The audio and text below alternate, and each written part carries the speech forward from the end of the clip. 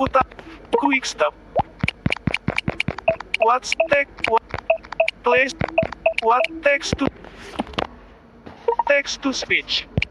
Cerita Sirba yang ketiga. Beberapa bulan kemudian setelah pergi ke NTB, kali ini bosnya Siru mengajak Siru dan Bagong mendaki gunung ke salah satu gunung yang masih berada di Sumatera. Membaca pesan dari si bos, Siru langsung siap-siap ganti baju. Di saat itu, Bagong juga siap-siap ganti baju. Ternyata Bagong juga membaca pesan dari bosnya Siru lewat HP-nya Siru.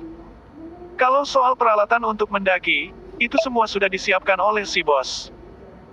Kalau soal berangkat, bosnya Siru sudah menyewa mobil punya temannya bos, jadi Siru dan Bagong tidak perlu khawatir, karena semuanya sudah disiapkan oleh bosnya Siru, kata si bos. Sebelum berangkat ke jalur pendakian, mereka mampir dulu ke minimarket untuk membeli logistik. Setelah itu, mereka baru berangkat ke jalur pendakian. Oh ya, saya lupa kasih tahu. Mereka mendaki itu berlima, jadi ada Siru, Bagong, Kuik, Litik teman sahabat lamanya Bagong dan bosnya Siru sendiri. Singkat cerita, akhirnya mereka sampai di jalur pendakian, tinggal mencari spot untuk memarkirkan mobil. Setelah memarkirkan mobilnya, mereka langsung ke base camp, untuk daftar simaksi. Setelah semuanya sudah beres, dimulailah pendakian.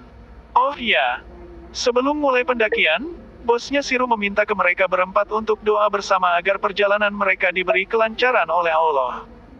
Setelah doa bersama, dimulailah pendakian. Sesampainya di pos 1, Siru meminta mereka berempat untuk istirahat sebentar. Oh ya, kalau soal formasi atau barisan, bosnya Siru berada di paling depan jadi leader, sedangkan Bagong di belakang jadi sweeper. Setelah istirahat lumayan lama, mereka melanjutkan perjalanan sampai ke pos 3, setelah sampai, giliran Bagong yang kakinya capek, jadi dia minta mereka buat istirahat sejenak. Setelah istirahat, mereka melanjutkan perjalanan, rencananya mereka bakal ngecamp di pos 4, biar besok kalau pergi ke puncak biar lebih gampang, kata si bos. Sesampainya mereka di pos 4, mereka langsung mendirikan tenda. Setelah tenda jadi, mereka langsung memasukkan barang-barangnya ke dalam tenda tersebut. Oh iya, bosnya Siru membawa tenda yang cukup besar dan luas agar bisa muat untuk tidur berlima. Singkat cerita, pada malam harinya, mereka masak-masak buat makan malam. Oh iya, yang masak itu bosnya Siru masak mie instan biar gampang nantinya. Setelah masakan jadi, mereka langsung makan bersama. Oh ya, kalau soal kopi dan rokok, itu cuma bosnya Siru saja yang ngopi dan ngerokok, sementara Siru, Bagong, Kuik dan Litik, mereka berempat tidak merokok kecuali si bosnya Siru. Jadi kalau soal minum yaitu mereka berempat cukup minum air putih saja walaupun sudah ditawari oleh si bos akan tetapi mereka menolaknya. Singkat cerita, makan malam pun selesai dan saatnya untuk tidur, rencananya mereka pergi ke puncak itu pada pukul 3 pagi agar pas sampai di puncak mereka bisa melihat sunrise pas matahari terbit. Singkat cerita, jam setengah 3 pagi mereka langsung bangun dan siap-siap untuk pergi ke puncak pas pagi-pagi, karena mereka sudah tak sabar betapa indahnya di puncak gunung dan ingin melihat sunrise di pagi hari. Sesampainya mereka di puncak itu sekitar jam 5 pagi. Di puncak, Siru, Kuik dan Litik sibuk foto-foto, sedangkan Bagong dan bosnya Siru hanya melihat betapa indahnya pemandangan dan sunrise yang begitu terang di gunung itu. Setelah lumayan lama di puncak itu, mereka langsung bergegas turun dari puncak untuk mengemasi barang-barangnya. Setelah tenda dibongkar dan dimasukkan ke dalam kerir, mereka langsung turun dari gunung menuju ke parkiran. Oh ya, mereka tidak langsung pulang, mereka mampir ke warung untuk sarapan. Setelah sarapan, mereka melanjutkan perjalanan untuk pulang ke rumah.